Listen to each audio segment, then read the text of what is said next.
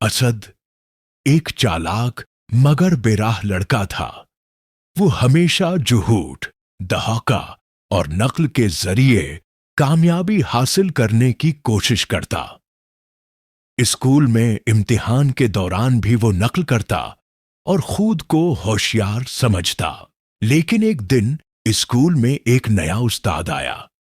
اس نے صاف اعلان کیا، اب جو بھی نقل کرے گا اسے اسکول سے نکال دیا جائے گا۔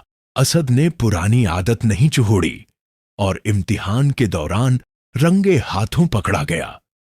استاد نے سب کے سامنے اس کی چالاکی کو بے نقاب کیا۔ والدین نے شرمندگی محسوس کی۔ محلے والے بچوں کو اس کی مثال دے کر سمجھانے لگے۔ اسد تنہائی میں بیٹھا سوچنے لگا، کیا واقعی شارٹ کٹ کا انجام یہی ہوتا ہے؟ پھر ایک دن اس نے لائبریری کے باہر بچوں کو پڑھتے دیکھا۔ وہ اندر گیا اور پہلی بار دل سے کتاب کھولی۔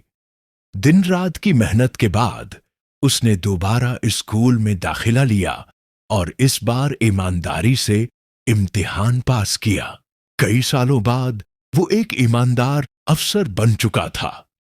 آج وہ بچوں کو نصیحت کرتا ہے، سچائی کا راستہ مشکل ضرور ہوتا ہے، لیکن یہی راستہ عزت، سکون اور اصل کامیابی دیتا ہے۔